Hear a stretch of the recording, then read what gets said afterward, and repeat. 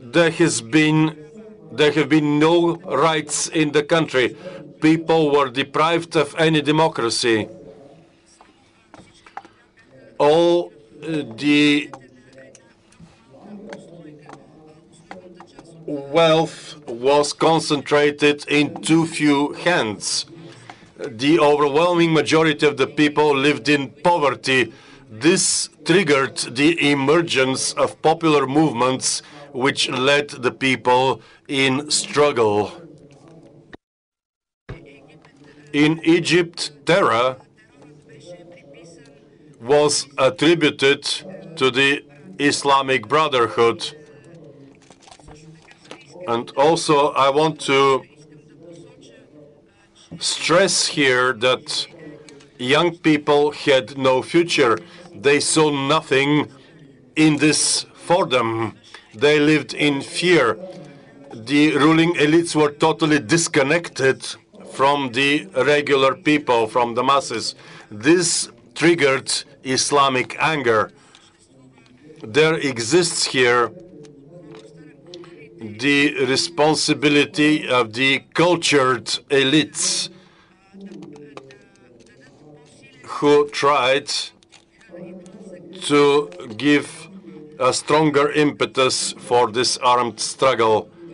I'm speaking in my capacity as a journalist who has spent 10 years of his professional life to armed resistance movements in a number of countries, in Afghanistan, Pakistan, Gaza, Kosovo, and elsewhere.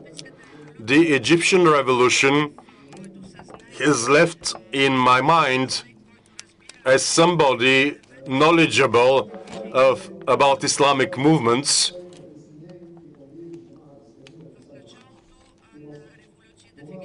At the beginning of the Egyptian revolution, 2 leaders of the Islamic movement were released from prison. I did not meet them. To me, they were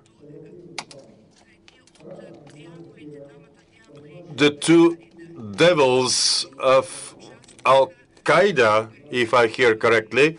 If they participated in organizing various acts of terror, and many horrible things had been written about them. Their release from prison came naturally because there was a court decision issued in respect of them. They spent a lot of time in prison. I saw them in a televised interview talking about their desire to create their own party and to work in an organized way. They were very candid in what they said. I had the feeling that their presence in natural everyday life would identify the weakness of reason. One more piece of evidence. A group of terrorists made a demonstration in the city of Zarqa in Jordan.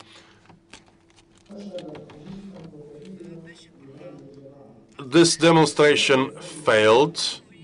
It was a failure for its group of initiators who wanted to incite the people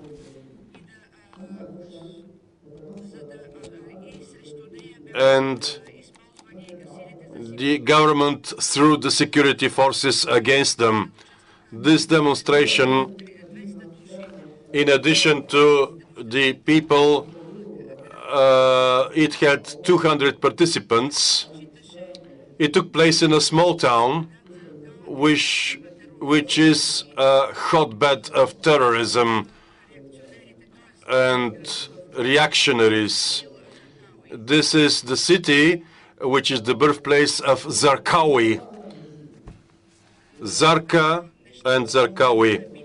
This was an unfortunate event showing that the town of Zarqa is not really a base of Al-Qaeda as was previously believed. Enabling a small group of people in a natural way to express their willingness, their aspiration, was not received well by our society.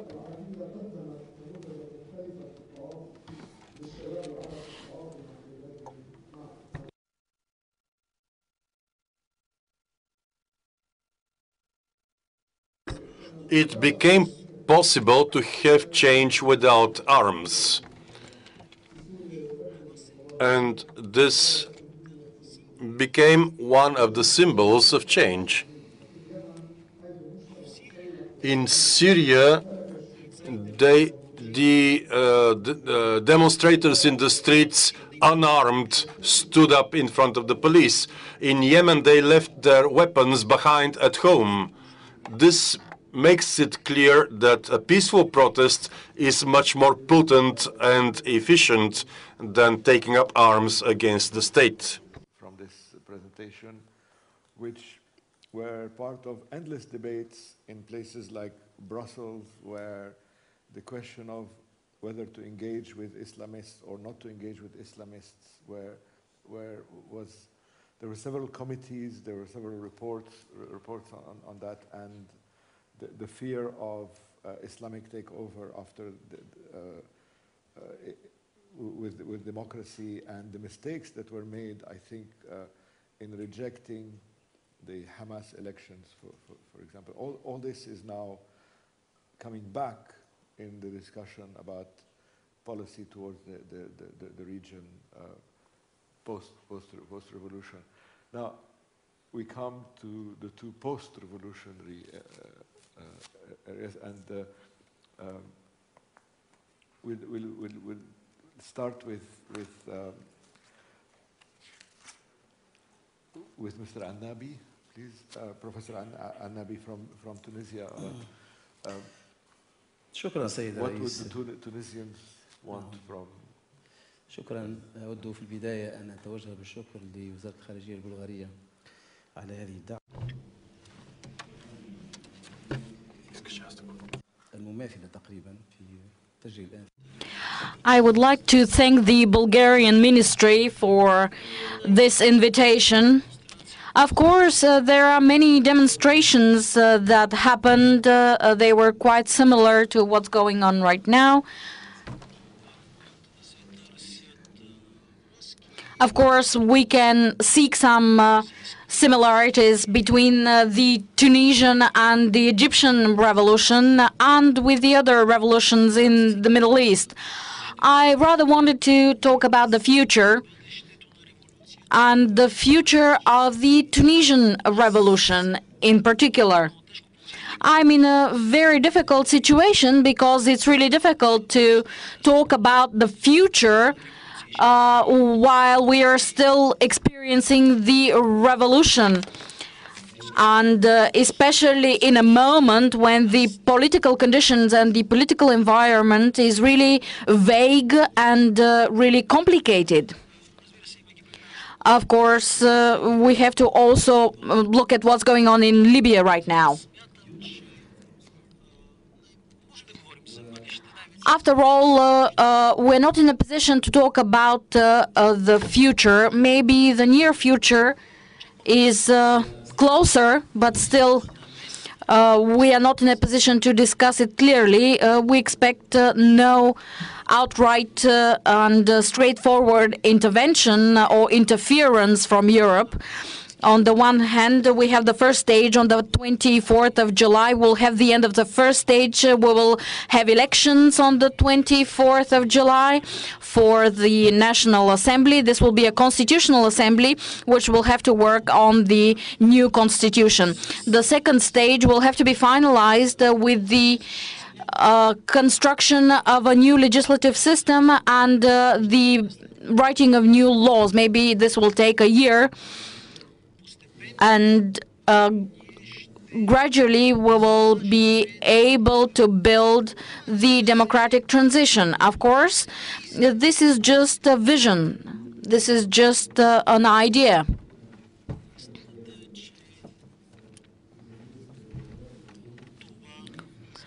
Truth is, this will require efforts from all of us. The security situation is complicated, it's serious. Of course, there is some improvement, but overall, the situation is difficult.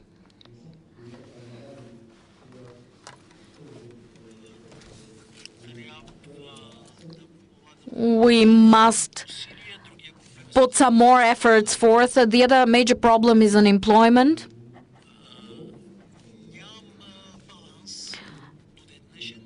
Up until now, there is no balance in this area.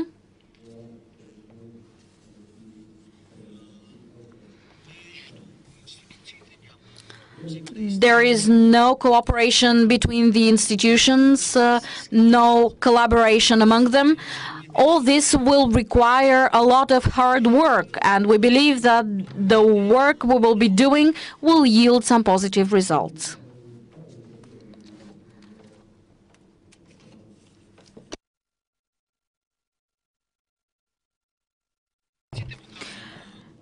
The people of Tunisia were quite prone to solidarity amongst themselves internally and towards the neighboring states and other countries. This revolutionary spirit is still in the air, and we do need for it to keep existing, to be in the air.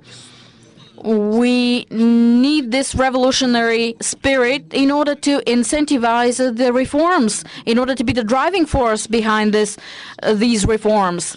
Civil society, with all its constituents, is very important in Tunisia, and the civil society is trying to reach an agreement right now. And this is quite important, because we're not only interested about today, we're trying to plan for the future as well. The majority of us are trying to adhere to common principles, moral and ethical principles. For example, the principle of individual freedom.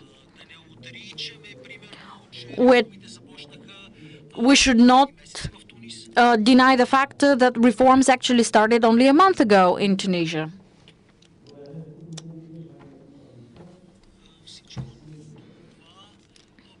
All this comes to show you that agreement comes in stages. It cannot be achieved overnight. And we also have to consider the major problem of unemployment, as I have already mentioned.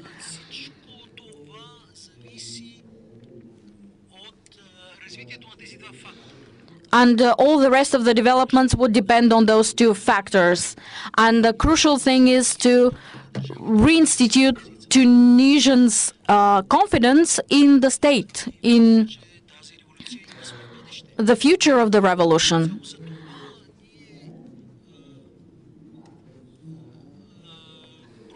That's why we're trying to have meetings.